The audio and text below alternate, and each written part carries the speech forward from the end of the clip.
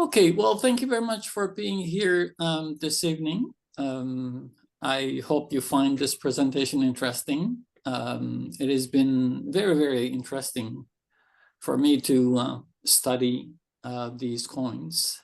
And I am excited to share all my findings with you. This is the fourth chapter of my study of this hoard that I call the Eastern Mediterranean hoard. And we will be talking about the three cities located in the middle of ancient Cilicia: Holmoi-Ura and Kelenderis. Early in 2019, I noticed some coins were dispersed steadily from a handful of dealers, both in Europe and in North America.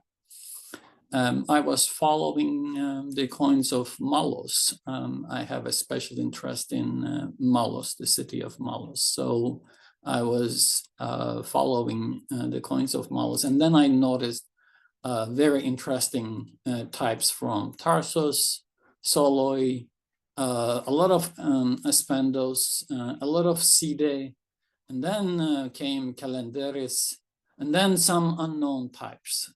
Then it became extremely exciting, thrilling, and there was a buzz around these coins at that time. But of course, like me, many other people simply focused on their area of interest. But I, long before I discovered that it was a hoard, so I started to record one by one each and every offering. So about 9 cities across the southern part of Anatolia, and several mints from Cyprus, and many unattributed types. They are still unattributed. No one dares to publish them. I think I will endeavor to publish them at the end. But so far, those unattributed coins are somewhere nobody touches.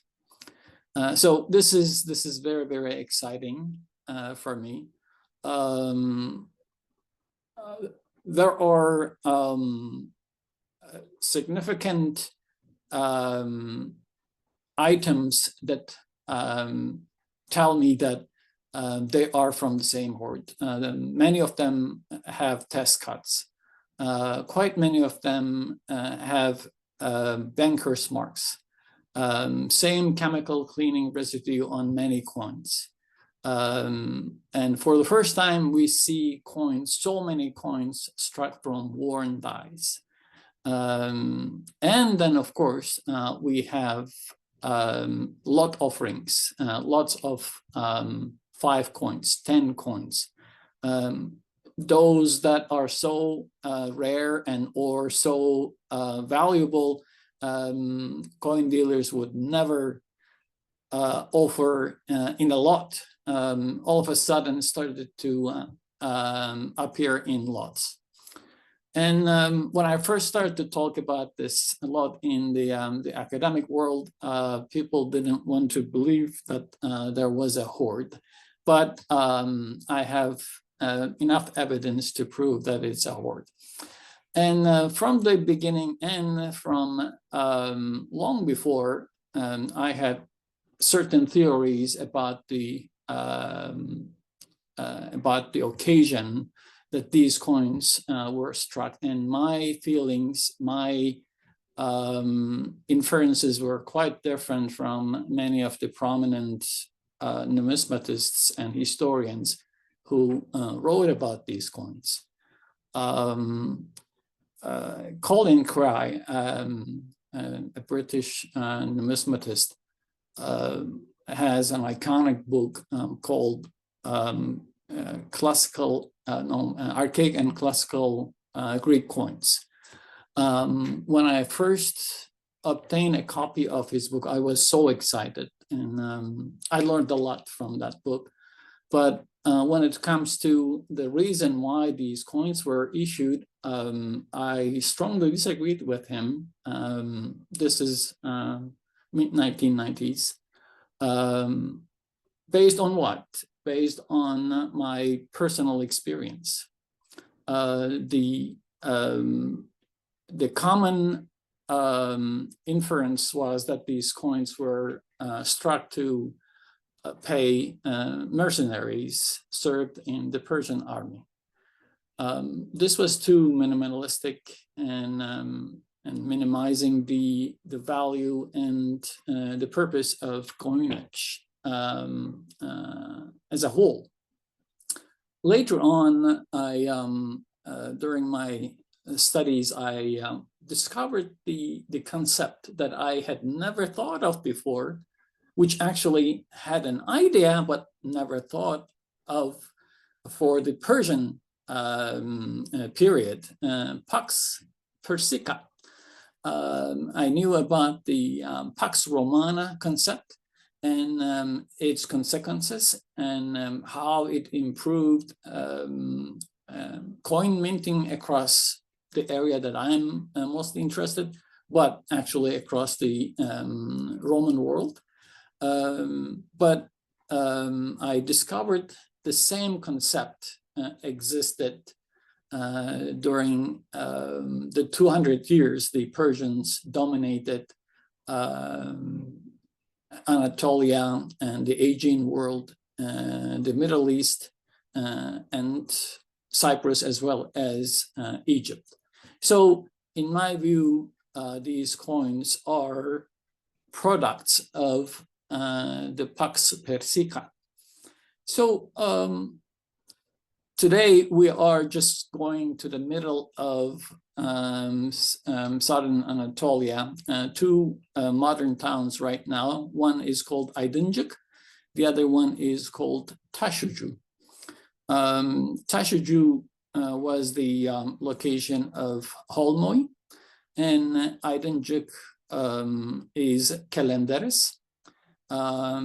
We don't know where Ura is, but I have some theories that I'm going to share with you. Hypothetically, I believe it is near Aydıncık or at Aydıncık, but we are going to discuss that later. So all these mints, many of them started to strike coins in the 5th century BC. No one knows exactly when each city started to strike. Many of the individual finds come without provenance, without any contacts, and all of the hoards were found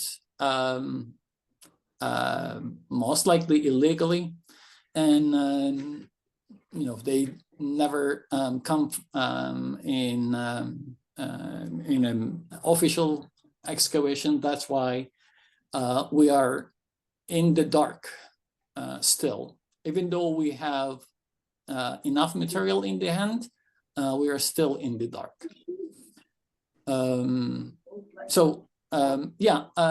While studying this hoard, I developed this theory that there was a kind of maritime trade union, and they came up with this standard currency idea.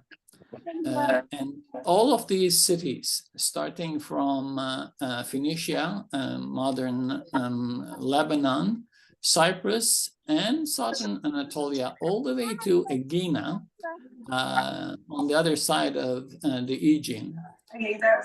All these cities struck coinage in the same weight standard. This cannot be a coincidence. You cannot simply call the coins from Tarsus and Malos and Soloi double sigloi, or just because you see many of them coming from Cyprus, you call them Cyprus standard. This is not Cyprus standard. This is not double sigloi. This is the coinage of so many cities, apparently all the way from Aegina to Phoenicia, Lebanon, modern. These people decided to strike coinage in the same standard. This is really curious. The value of goods and services depends on the supply and demand, right? Certain things can be scarce in my area, and those things will be more valuable than others that are not so scarce. But in this region, relatively similar climates, relatively similar agricultural activities and maritime trade, they managed to create and monitor a system that was valid in each and every city. We will talk about that more. So this is the Google Earth image of Kelenderis. This is the area that excavators have been focusing in the last 30 or more years. They have other sites here and further to the north towards the mountains. So this is the area that we are talking about right now. But it is curious that they decided to have the city, the big city, Kelenderis, to settle here. I'm going to talk about that further later. So this is what I started to see, many Kelenderis coins all of a sudden. I recorded 315 of them, but I will not be surprised if the hoard contained more than 500 of them. Why do I say that? I don't include the lot offerings in this tally. I only recorded the individual offerings. So and I'm sure I missed some. So even though I say that I recorded 315 of them, I'm sure there were at least 400 to 500 of them in the hoard. And then some coins came to daylight, which astonished everyone. Ura, 26 coins, unknown, 4 unknown types. It was amazing that these coins were offered. And then we have 9 coins from Holmoi, 2 types, but both types were unknown before. So you can imagine the excitement around these coins. And this is what I'm talking about when I say the lot offerings. As you see, here is a Kelenderis type, an aspendos, another aspendos, and mallos, a facellis, and another aspendos, and a side, aspendos soloi, and another facellis. So these are the, until 2018, these were rare coins, and dealers would never offer them in a lot. And all of a sudden, look, we have so many of them. We have so many of them. They are offered in bulk lots, mostly 10, sometimes 5. But as you see, there is a Cyprus type, there is a Kelenderis one here, and here is a side, here's an aspendos, Facellis is so rare, you have to be insane to offer it in a lot. But here they are, Soli, and the same is true, Kelenderis, Soli, Aspendos, and all the others. So there is no doubt in my mind that it was a hoard. And many coins in the hoard come with a test cut. And this is going to help us understand certain things much better than before. Why do I say that? The general theory, other than myself, I don't see any other scholar, not that I call myself a scholar, I'm just a researcher, but very respected scholars all write about these coins, agree that they were coins struck to pay mercenaries. So Persians didn't need money at all. The Cilicians didn't need any currency at all. The only purpose was to pay the mercenaries. And then why do we have these test cuts? So each mercenary, when they were paid, they had a test cut. That's illogical. You cannot have so many test cut coins paid to mercenaries, in my view. Anyways, test cuts on the rare coins, the unpublished types from Ura, and all the others. So here are the tables that I created for these coins. So 9 coins from Holmoi, 26 from Ura, and 315 of them from Kelenderis. And interestingly, another indication of a hoard, when they offer these coins,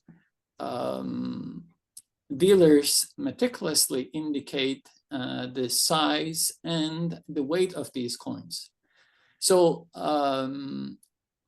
72 coins from the Kelenderis group were offered without a weight. They were most likely tired of weighing all the coins. So many of them were sold. They were tired of weighing the coins, and they simply said 18 millimeters, 20 millimeters, sometimes didn't even bother to give the size either. They were so tired of selling the same coin.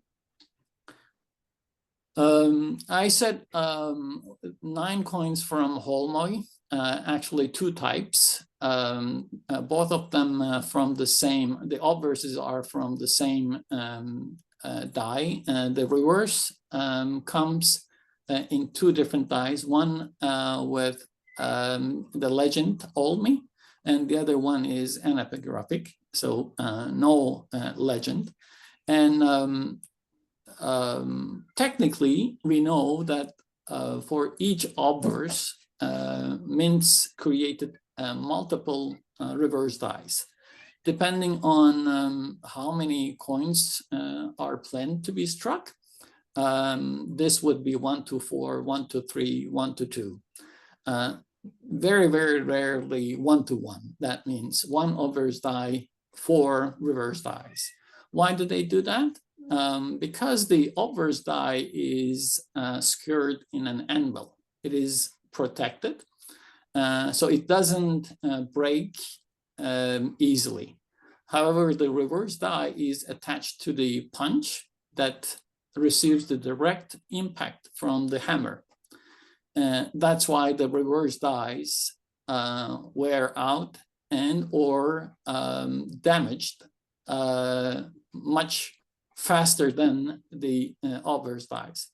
That's why early on they discovered that phenomenon, and they started to design the dies based on the proximity of wear. And also depending on how many coins they are going to strike. So we cannot really say how many, but we can securely claim that each obverse die was paired at least 2, 3, 4, maybe 5 reverse dies. During the Roman period, we see even more reverse dies for obverse dies.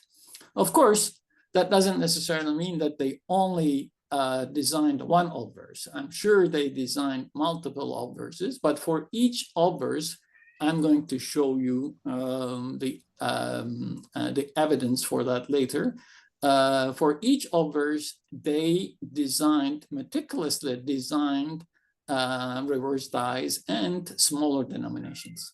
So in this case, we understand that at least for this series of coins, Holmoi had 2 reverses, and it wouldn't be too surprising if we come across other variations along the way. And for Ura, we have 4 types. None of them was known until 2020 when they first offered these coins. Type 1, you have a winged bull with an ivy branch in front of it and an ankh symbol here. And on the reverse is Pegasus. The wings are in the archaic style. The eye of the bull here is again in the archaic style, but we don't know if the archaic period continued well into the second part of the 5th century BC. However, we know that there is an archaism element in the coinage of this period. The Pegasus, again, the wing is in the archaic style. It's galloping or flying, most likely.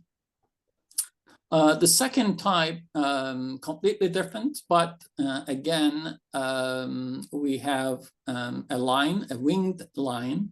The wing is again curved in the archaic style.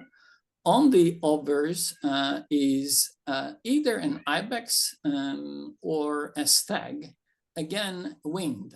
This time we see both wings. The right-hand side wing coming down, interestingly, very strange, but that's how they designed it. These are mythological figures, but here we have civic symbols. On the obverse is a stag. Obviously, it's not an ibex. It's not a goat. From the antlers, we know that it's a stag. And on the reverse is the city wall. So it's very individualistic, depicting the individual identity of the city. And the same is true here, but this time, again, I'm not 100% sure if this is an ibex or a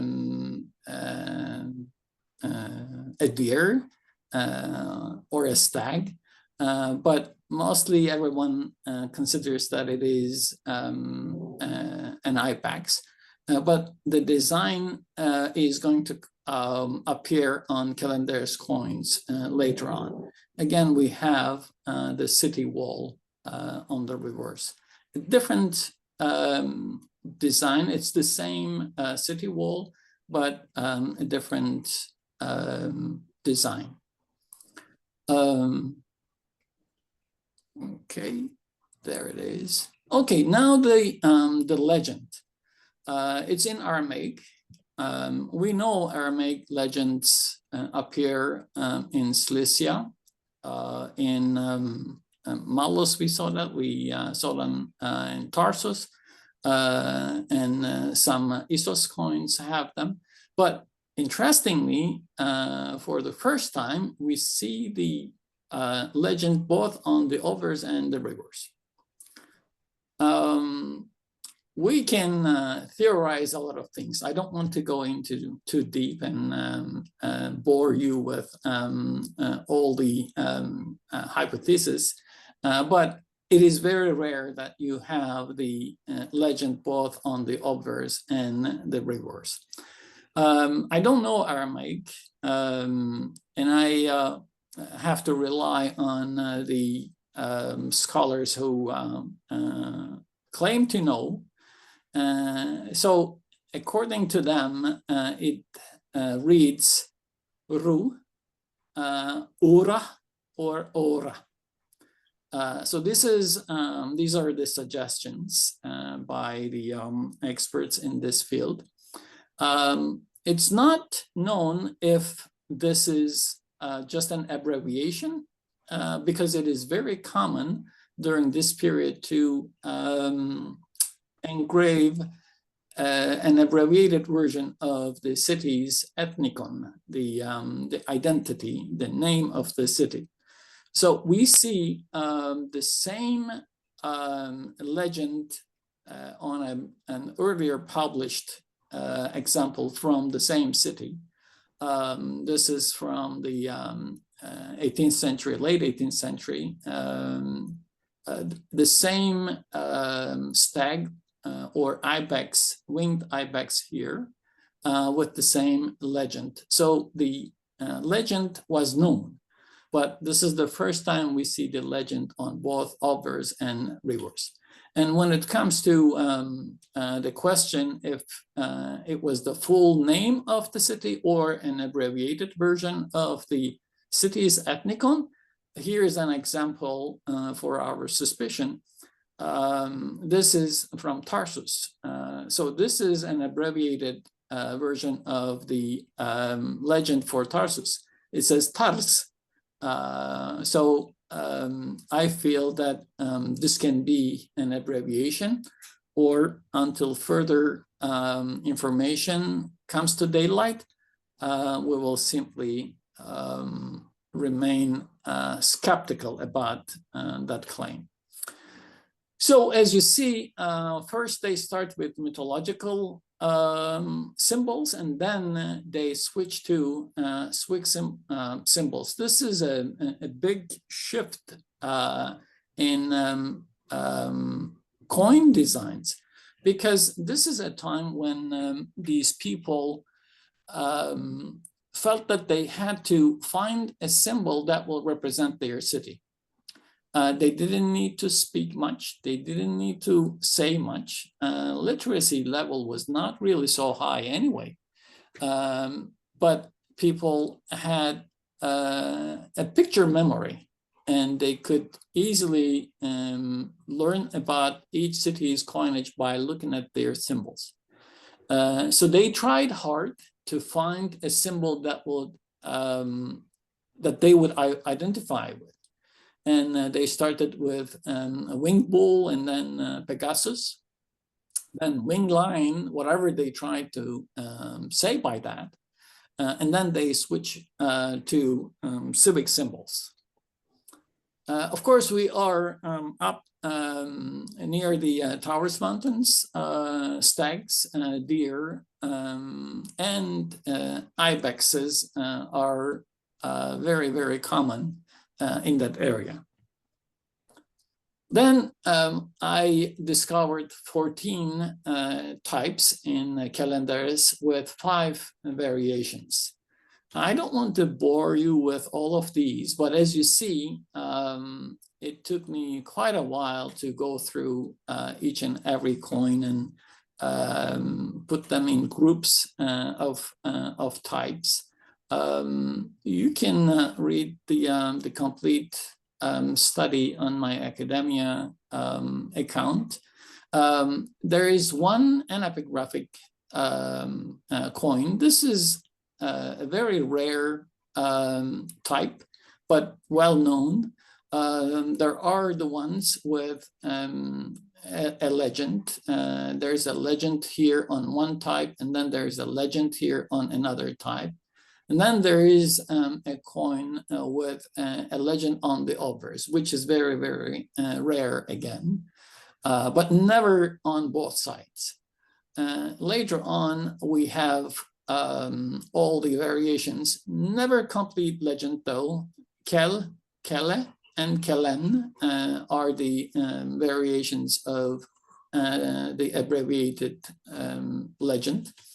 And then a phenomenon that we come across only in Kelenderis. On the obverse, most of the time, we have 3 Greek letters, alpha, delta, and pi or p, and sometimes maybe one other, but most of the time it is alpha and pi. The way it is written here also is intriguing. So it's not a complete pi, but it's like a gamma with a short stick on the right-hand side. I was talking to a Greek translator a couple of weeks ago. That's what she says. Well, this could be a gamma rather than a pi, because as you see, where is that one? Or here, it's never a complete pi, but it is the right-hand side. The right-hand side stripe is half the size of the left-hand side. So it can be a gamma rather than a pi. This is something that I noticed for the first time, but I'm going to open a discussion for Greek philologists and see what they have to say. And then we have something very interesting here. To me, it's an obvious engraver's error. They intended to carve an alpha, but they, by mistake, started with 2 strikes to make a gamma, most likely. And then they continued to make a mistake and engrave the gamma backwards. So all kinds of things happen in a mint, as you see. And then one other interesting phenomenon that we come across is that we have alpha on the reverses of some coins. Later on, we will see a delta as well, and then some other side objects. But in this hoard, there are at least 2 series of coins that come with an alpha on the reverse. Obviously, they are from the same series. They were struck during the same time. So these are the interesting things that I came across that I wanted to share with you.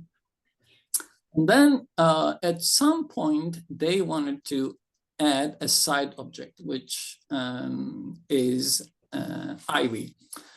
Sometimes in a branch, just one leaf, and sometimes with some fruit, and sometimes in a branch with multiple leaves, and sometimes with some clustered fruit. And type 8, type 9a, type 9b, and type 10 to type 11, type 12 to type 13, and finally type 14. At some point, again, the engraver made a mistake. Obviously, they wanted to engrave Kele, but whatever they did, it didn't work out, and they had to erase it. So they created an indent here, and the die was precious enough to not to give up. And now we also understand that the legend is carved after they finish the main figure on a coin die. So all those interesting information comes with the Hoard. And here is a type that I mentioned before, that the legend, the abbreviated legend, is on the obverse. I believe these coins are contemporary.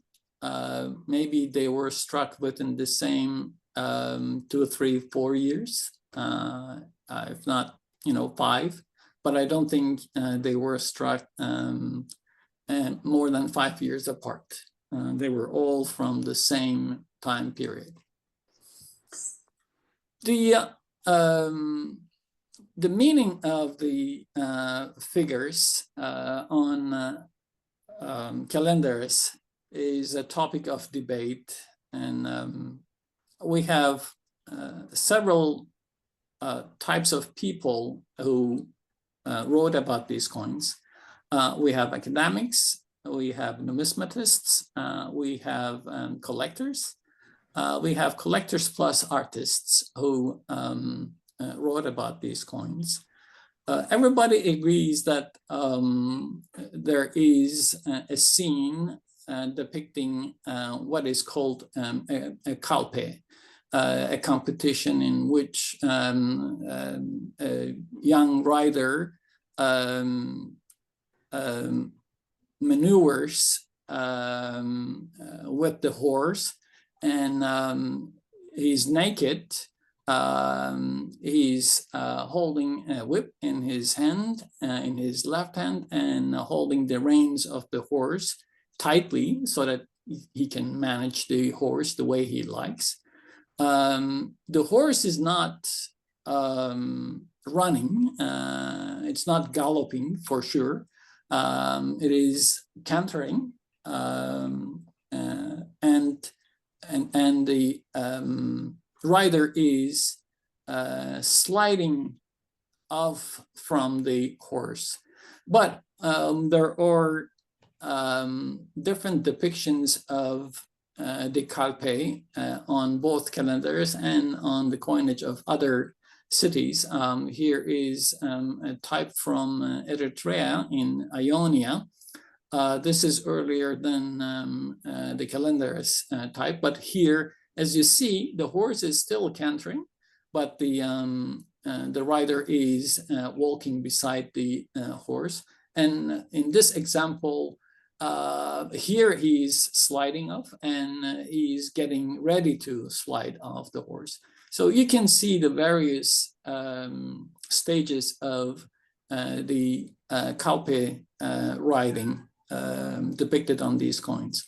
And just to show you that these are not just race horses or war horses, there are some, on some coins, the horse is depicted with a breast collar, as you see, an ornamented breast collar. So this is obviously a sports activity, not a military activity.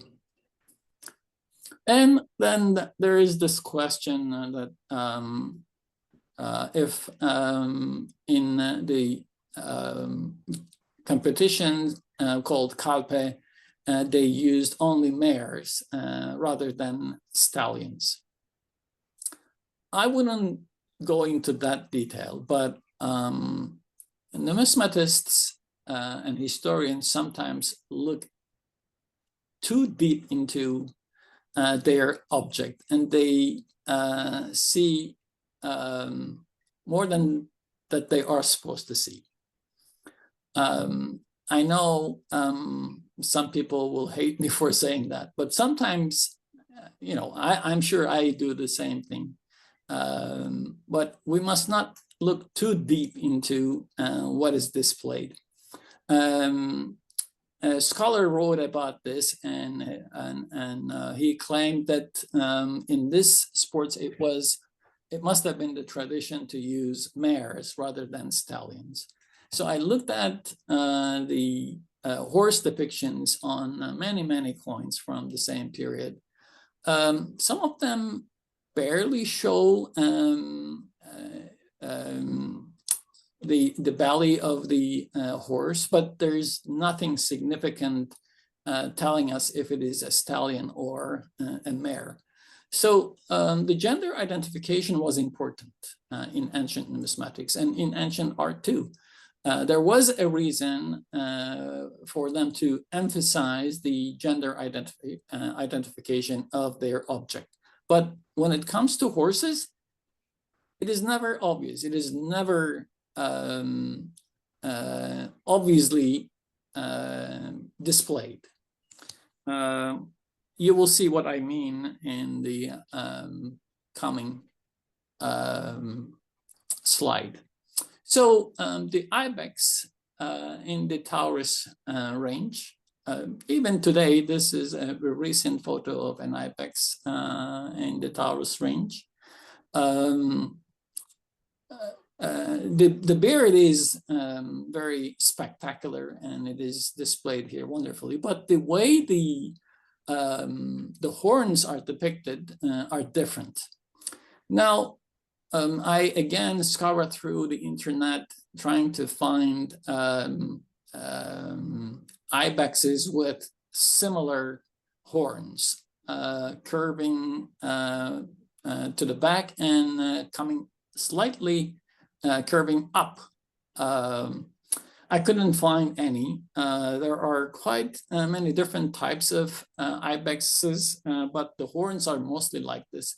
So unless this was a breed that died and or evolved to one curve type horns, I would say this is just a symbolic design. But the nuts, as you see, the nuts on the horn are depicted clearly on each coin. So there's no doubt in my mind that they adopted a local symbol that was known to everyone, the ibex for the reverse of their coin. So I was talking about gender identification.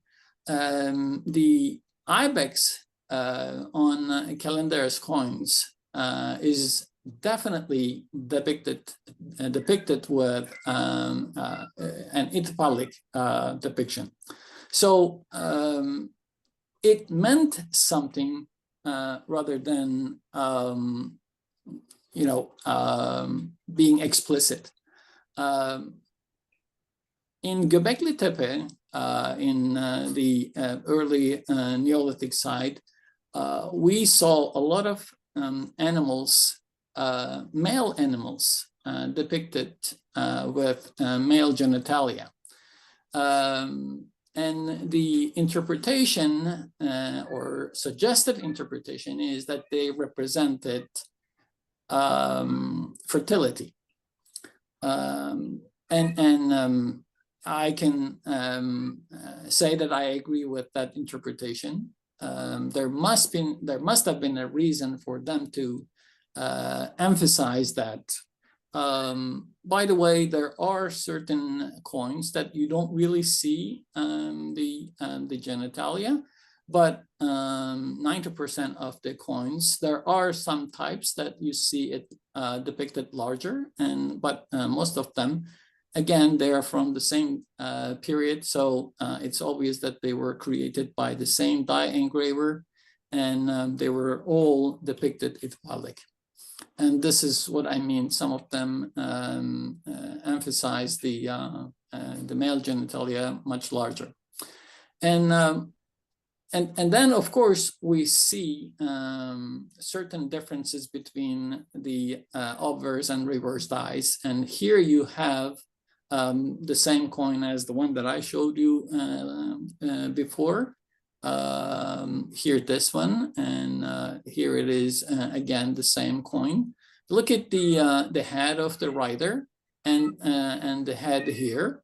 As you see, this one looks as though it was done by a child, whereas this one was created by a master die engraver. I believe that this is a re-engraved die by a novice or not even a novice die engraver. They, in my view, they would take a certain weight of bullion to the mint, and the mint would tell them how many coins they could strike with that kind of bullion, and they had to deliver the number of coins promised. At some points, they agreed on a cost, and there was nothing they could do but deliver the coins. So what happens if the die wears out or if the die breaks? They had to take in the cost and deliver. So in many cases, I understand that the die engraver was not presently available during the striking process. The die engraver would create the dies and take off. And the mint officials had to deal with the imperfections. So in this case, they did their best, and the head doesn't look like the original carving at all. However, they managed to strike the coins, and apparently it passed the quality control, or there was no quality control at all.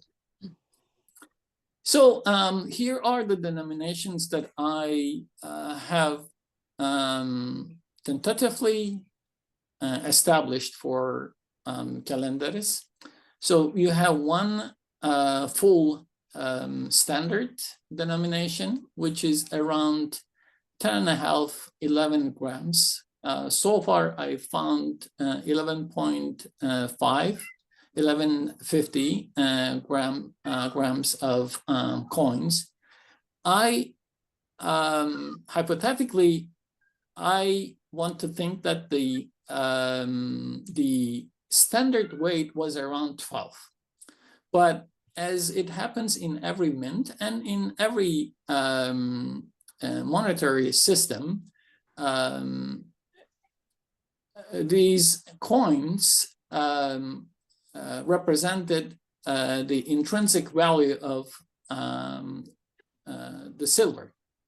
So whatever the weight is the value of the coin. And what striking the coin involves certain costs. How are you going to manage the cost? So what you do is, if it is the standard weight is 12, you strike it at 11.5, so that 0.5 is the cost of striking. This is my understanding. I'm not saying this is how they did it, but this is my understanding that they did. So anyways, long story short, many of these coins come between 10 grams and 11.5 grams. And then you have 1/3 of that size. And then you have smaller and two smaller denominations.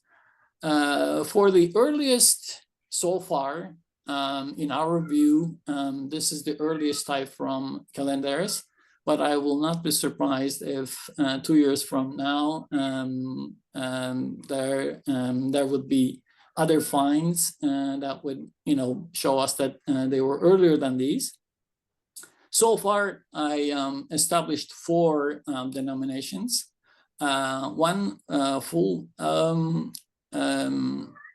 standard stater, and 1/3, and 1/15 and 1/30. So 1/30, 1/15, 1/3, and full denomination. And in the later series, you have the same denominational variation, full, 1/3, 1/15, and 1/30. And just for you to have an idea about the size of the 1/15 or 1/30, yeah, this is how they look. The same can be claimed for the other cities and for the other coinages from the same period. So Ura, I was able to find a 1/3 and 1/15, and I wouldn't be surprised in the future if we come across a smaller denomination. I don't have any smaller denominations for the other types, but I have no doubt in my mind that they were also designed in multiple denominations, and it's only a matter of time that we will see them. So we have this Kalpe rider in Holmoi, in Kelenderis, and there is this type that started to appear in the market 10-15 years ago, and then they continue to come about. 18 of them are known, apparently. I could find 13 of them, but it's some people claim that they saw, they recorded 18 of them. And then we have this one. So 4 different coins, 4 different authorities. I don't know if I should call cities, but they all use the same type. So Kalpe is considered a Greek game, a Greek competition. So Greeks lived in calendars. That's why they have a Kalpe rider. How about Holmoi? Oh, Greeks lived everywhere. So Holmoi, you have Greeks. How about Issos? Oh, Greeks lived in Issos too. So what's happening? So Kalpe is everywhere? It doesn't make sense.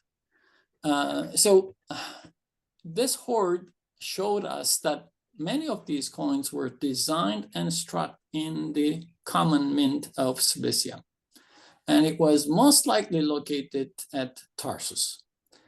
And the biggest cost, in my mind, must have been the engraving of the dies, engraving and creating the dies. And that required both artistic skills and technical skills. So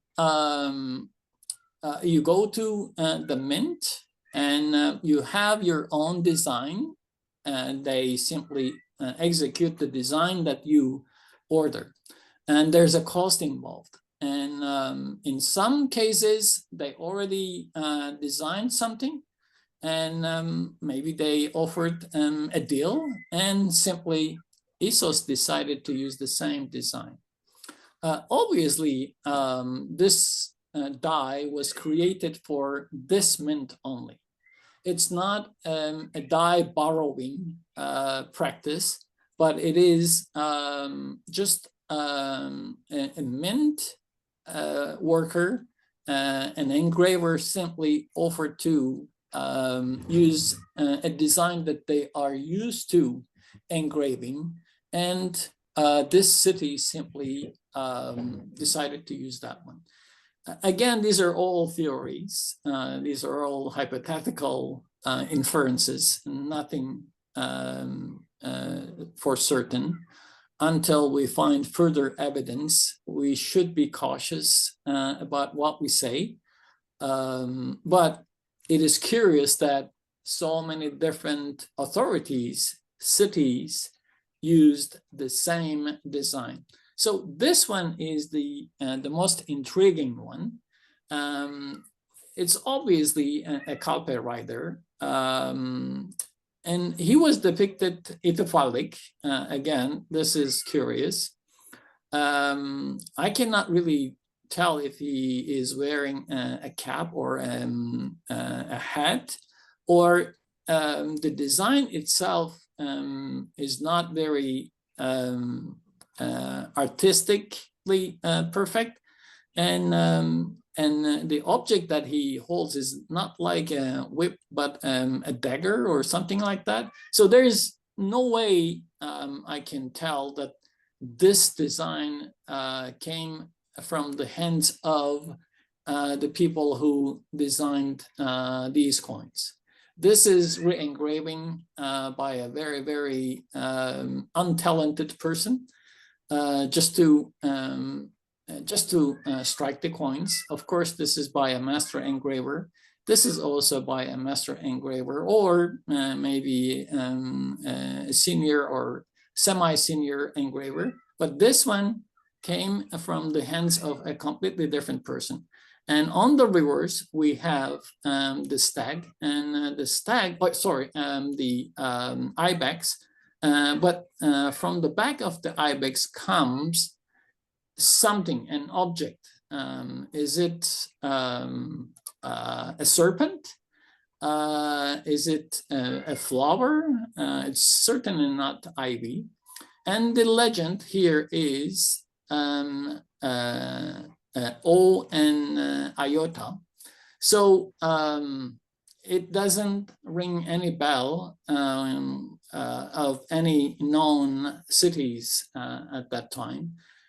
Again, these coins were found individually, most likely, and offered without any provenance and without any context. So we are completely in darkness, understanding and making sense of these coins. Now, we said we don't know the location of Ura, but based on the features that we see on the coins, I would like to suggest that Ura was either at Kelenderis or near Kelenderis. Why do I say that? The ivy branch that we see here appears on the coinage of Kelenderis. The archaic curved wing of the Pegasus appears again in the same manner on Kelenderis coins. And the reverted head of the ibex, the ithyphallic feature of the ibex, again here, repeated on the Kelenderis coins. Of course, they were designed by different engravers, most likely, but there are some significant parallels that I see that make me think that these coins were created for two cities that were very close by, and eventually they merged, in my view. That's what I suggest. There is some information about Ura in the 6th century BC. Apparently, the Neo-Babylonian king Nereglisar had a campaign into the land of Pirindu, an Anatolian state, and it was discovered and translated. So here it says the 3rd year on the nth day of the month, they don't know which day, Apashu, the king of Pirindu, mustered his large army and set out to plunder and sack Syria. Nereglisar mustered his army and marched to Hume to oppose him. Before his arrival, Apwashu placed the army, and cavalry, which he had organized in a mountain valley in ambush. When Reglisa reached them, he inflicted a defeat upon them and conquered the large army. He captured his army and numerous horses. He pursued Apwashu for a distance of 15 double hours of marching through difficult mountains where men must walk in single file, as far as Ura, his royal city. He captured him, seized Ura, and sacked it. And then there is an erasure. And when he had marched for a distance of 6 double hours of marching through rough mountains and difficult passes from Ura to Kirshi, his forefathers' royal city, he captured Kirshi, the mighty city, his royal metropolis. He burnt its wall, its palace, and its people. Pitushu, a mountain which is in the midst of the ocean, and 6,000 combat troops who were stationed in it, he captured by means of boats. He destroyed their city and captured their people. In that same year, he started fires from the pass of Salune to the border of Lydia. Apwashu fled, so he did not capture him. In the month Adar, the king Akkad went home. So, very clear definition of a military campaign. Just to give you a perspective, Croesus was defeated by Kyrush or Cyrus II,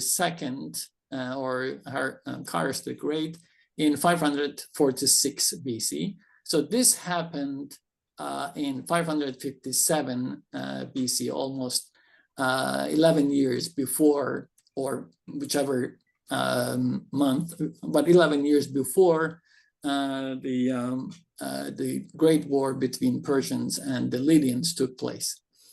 And many scholars wrote about this.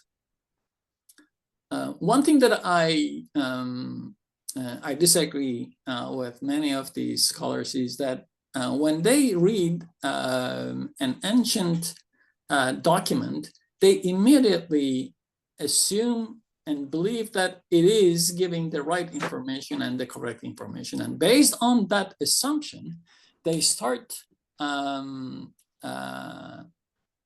making assumptions and hypothetical inferences. And of course, this doesn't give us much comfort. So this is the geography that we are talking about. Pirindu is here, and you have the Kue or Huma kingdom here, and this is the land of Nereglisar.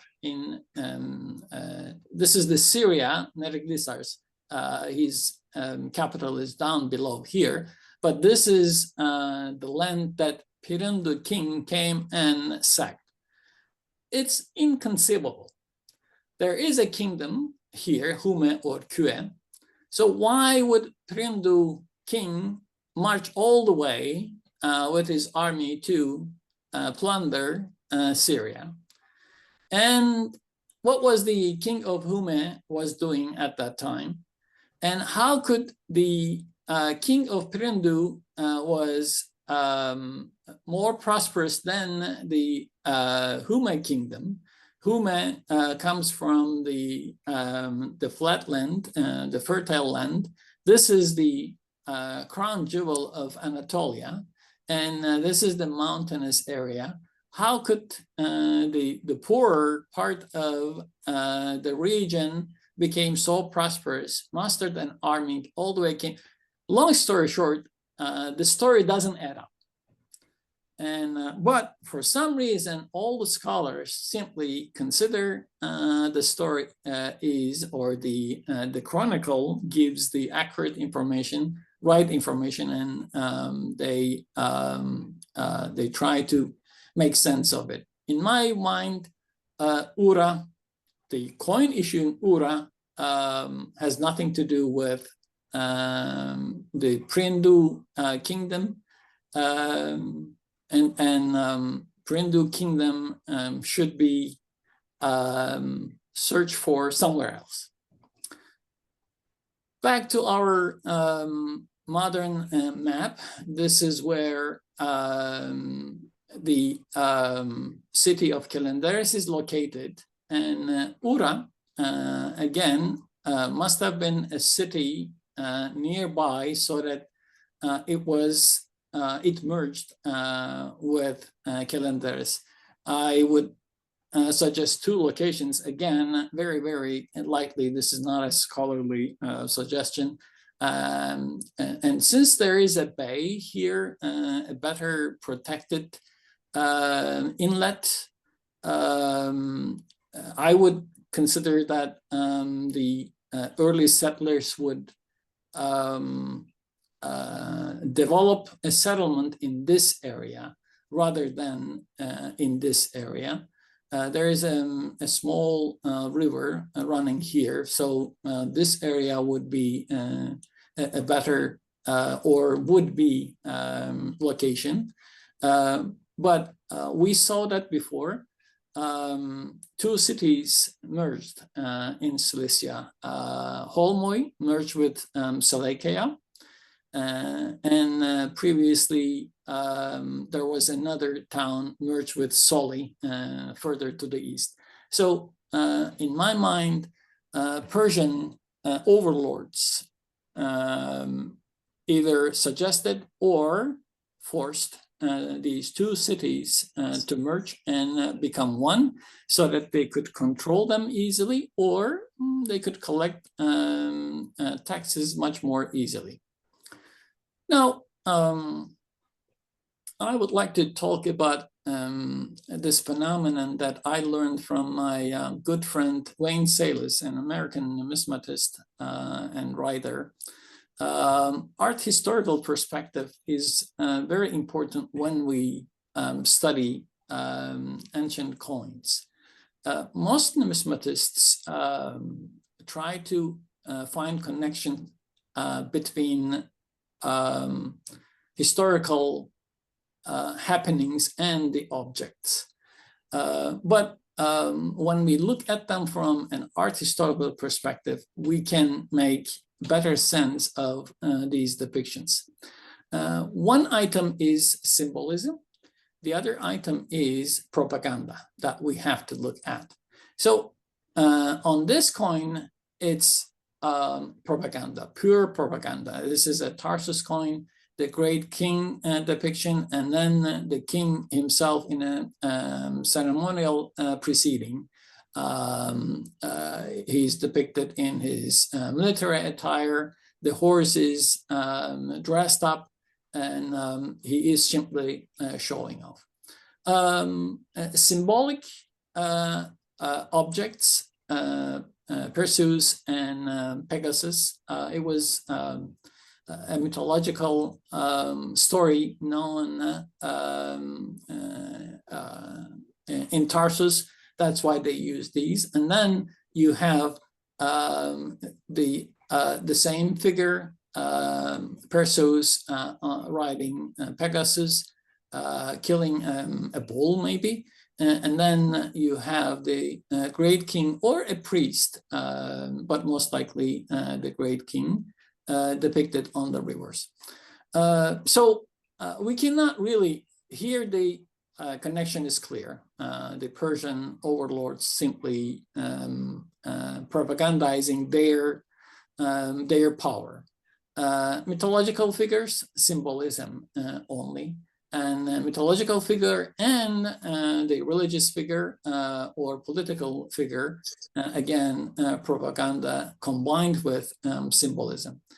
When it comes to Malos, we have a completely symbolic figure, a double-headed, bearded man with four wings, curved wings, carrying a disc with the facing bull head, and only the upper torso and the heads are depicted. Below here we have the river gods from Achilleus. We know it is man-headed bull is a representative of the river. So it's the river god here. And then on the reverse is the typical bird of the marshes at Malos. In the second series, we have this double-headed figure again appearing running. This time we have two or double wings rather than four wings. So we cannot really associate this figure to any other deity or god or mythological figures in history. There isn't any. This is just a made-up symbolic figure that represents or Malos identifies itself with. And on the reverse, again, you have the marshy river and the swan. And here, the figure changes completely again. Just one head, four wings again, and the disc it carries is completely blank. And at Soloi, again, a completely non-relevant figure, an Amazon, as you see here. And finally, in Holmoi, you have the rider. In Ura, you have the winged bull and Pegasus. And finally, in Kelenderis, you have the Kalpe rider and the ibex. So in my mind, they did not indicate the cultures that inhabited those cities, but the coin types were selected based on symbolism and propaganda. And then this obsession with mercenary payments. Our good friend Steve sent us an email to draw our attention to this coin that is going to be auctioned next month, most likely. Nectanebo, the second of Egypt, gold stater. And here is the excerpt from the listing. Nectabona most likely would have issued this gold staters to pay the mercenaries in his army. Okay, mercenaries are foreign fighters, right? Everybody agrees on that. And then they continue to say, what makes the coinage of Nectanebo stand out is the adoption of purely Egyptian design.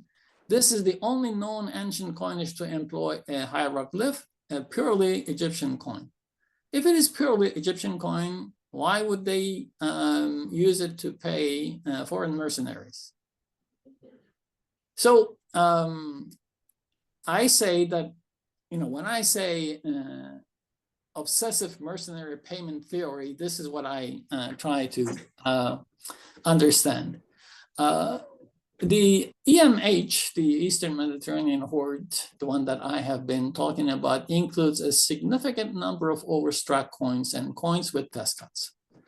Most of them from Aspendos and Cyprus, but all cities have these coins. And in my mind, this is a clear indication of coins traveling from one city to another. You pay Greek mercenaries from Sparta or Athens. They pick up the coins and they go to their land. But these coins obviously traveled from one city to another. And when they went to another city, they didn't circulate that. They simply put their own insignia on them. So it is obvious that these coins circulated, these coins were used in transactions, individual transactions. I knew that from the beginning. Why do I say that? I lived in Turkey for so many years, and treasure hunters, metal detectors used to bring me coins, or at least I wasn't able to purchase all the coins that I wanted to purchase. Sometimes they ask for incredible prices, but I could see individual finds.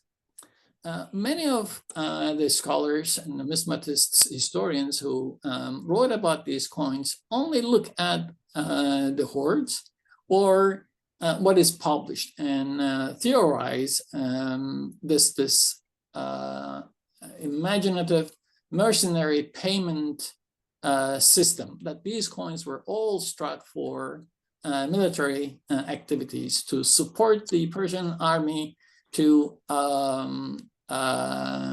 finance the navy of the Persian kingdom. These are all hypothetical inferences, but over the years, I don't know when they came up with this one, but over the years, it became a standard knowledge. And everybody now talks about it. I don't know what they aim to gain by saying that these coins were minted to pay the mercenaries. In this case, Nectanebel, this is already a rare coin. What would anyone gain from advertising it as payment for mercenaries? It's beyond me. But it unfortunately damages the historical research and historical approach to scholarship. So here you have a coin from Kitium in Cyprus, struck on an Agena stater.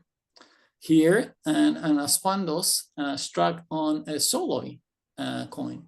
Here is another aspandos struck on a Kelenderis coin. Obviously, these coins, it's very simple. In my mind, you have to be out of your mind to claim that these coins were struck to pay mercenaries. These coins traveled from one city to another individually, not always in hoards like we see here. And the plating, overplating was so common that, and it was so well known that many of these coins, when they exchange hands, people simply put a test mark to see that it is pure silver. So end of that discussion to me, in my mind. So this is a slide from another scholar, Francois de Clataille, and he also noticed this overstriking issue and showed how these coins traveled from one city to another and how they were overstruck. And when it comes to payments of mercenaries, we have two sources. One is Herodotus, the other one is Xenophon. I don't want to waste time to read everything here, but it's very interesting what Herodotus says in book 1 about talking about Kyrush the Great, or Cyrus the Great, and says, Tiritan Taikemes, son of Artabazos, had this province from the king. There came into him every day an artap full of silver. In some translations, it is translated as silver coins. And in the Greek manuscript, I couldn't see the word coin. It says silver, just silver, an artap full of silver. An artap is a Persian measure and holds more than the medimnos, 52.80 liter of Attica by 3 Attic koinikes, a little over 1 liter. So obviously this governor brought some silver as tribute to the the Persian king. And again, in book 3, Talia, this time the payment by various governorships in Anatolia to Darius the Great. And here from the Cilicians, besides 360 white horses, one for every day in the year, there came also 500 talents of silver. So nobody talks about coins. And during this time, again, the claim is that Cilician cities haven't started to strike coins anyway. So 550, 529, 522, 486, the Cilician cities have not started to strike coins. And the biggest problem, I believe, comes from Xenophon, because this is the march of the 10,000 Greek mercenaries. So Greeks everywhere, and almost Persians didn't fight the Greeks. Greeks fought Greeks. And there was only Greeks in the ancient world. It's, you know, everything boils down to that idea almost. However, Xenophon himself says, Cyrus promised to pay a darik and a half a month to each man, increasing their pay by half a darik, the standard Persian currency. He doesn't talk about anything else, any other currency. He doesn't talk about the staters from Cilicia, staters from Malos or Tarsus or Sorle or Kelenderis. He's talking about the standard Persian currency. And yet,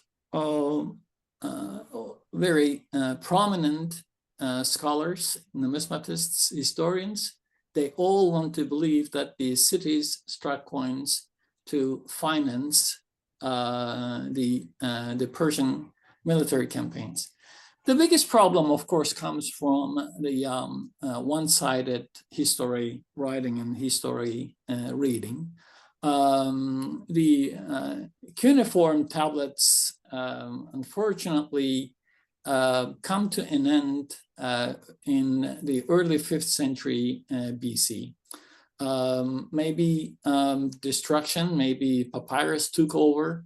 So we don't have the side of the medallion from the Persian perspective. We only know the history from the Greek perspective. This one-sided history writing is so dangerous, and maybe 2,500 years from now, in AD 4524, a doctoral student from the UBC will go to his professor and say, hey, I have evidence that Canada was the 51st state of the United States at some point. And the ruler, the Trudeau II, was the governor of the 51st state called Canada. And then there will be a lot of discussions, and other scholars would chip in, and they would also give their perspective, and this would go on and on and on as we have been doing. Long story short, Pax Persica was very important, and many cities across the Mediterranean prospered during that peaceful time. They struck coins. Coinage is, in my mind and in the mind of a lot of numismatists, one of the most influential inventions of the human civilization. It was instrumental in developing the functionality of ancient societies. I also believe that coin money boosted mass production, enabling trading through a logical, practical, and reliable exchange system, just as credit cards and electronic payment systems have boosted local and international business in modern times. And Persian rulers were visionary enough to see the benefits of giving the Cilician cities, and Phoenician cities, I should say, the autonomy to mint coins and be effective partners in the maritime trade that had existed in the Mediterranean region for millennia. So this was not just a coincidence. I showed this slide before, the excavations of two Bronze Age shipwrecks, Uluburun and Gelidonia. Gelidonia wreck was discovered in 1960, and the Uluburun was discovered in 1982. I have some links here. I would encourage you to go and watch them. And there is a lot of information. There is a lot of, unfortunately, misinformation about these excavations, but you can easily find the reliable ones. So when I tally up the coins from each mint, I am of course revising these numbers. What I come up with is sheer coincidence, but extremely intriguing. Almost 2,500 coins. If they multiply by 10.5 average weight, it comes down to 26 kilos roughly, which is 1 talent. So it's a very, very logical number or amount to accumulate and put together, since we know that many of the times in large transactions, these coins were not counted one by one, but they weighed. And 1 talent is a good amount to bring together. So it's a pure coincidence. I didn't force the envelope to come up with this number, but it is most likely that this hoard comprised 2,500 coins. And finally, an interesting phenomenon you would never discover unless you found all these coins together. When this coin was first offered, they identified this object here as globus, and they continued to identify it globus, and then continued to identify globus, and smaller globus, smaller globus, smaller globus, smaller globus, and finally nothing. So as you see, it's a die imperfection. In time, as they continued to strike, it grew bigger and bigger and bigger, and finally it became a globus in the eyes of some numismatists. So this is really curious. I have here a list of further reading items. Of course, Colin Cry's archaic and classical Greek coins is extremely important, even though I disagree with him on many issues. It is still a great reference book.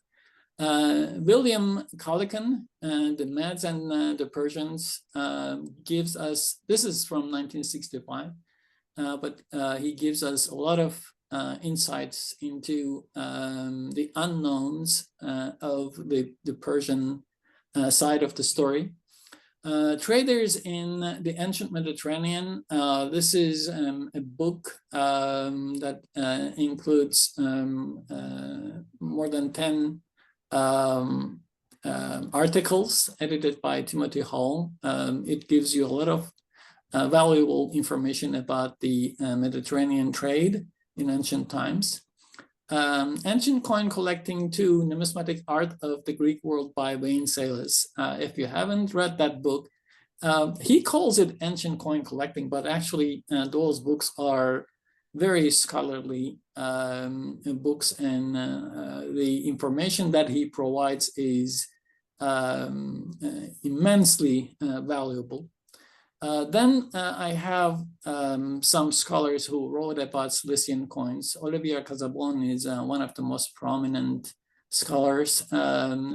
Beale has a very interesting article about the location of Ura. Peter Wesley, who is a collector of the coins from Holmoi, and he also published his article that he entitled "Dismounting Horsemen Seen on Cilician Coins." He contacted me last year, and we exchanged some information, and finally I sent him my article, and he sent me his article. And finally, Wilhelm Müseler wrote several articles about Cilician coins. There are certain things that I agree with them, and certain other things that I disagree. Since they published their studies, I answered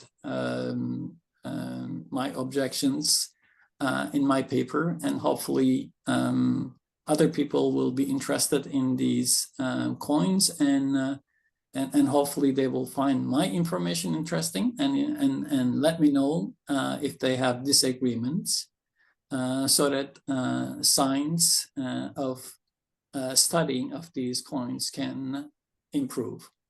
And these are the articles that I posted on my academia page. You are most welcome to go and see them there. Thank you. And if you have any questions, I will be happy to answer the questions.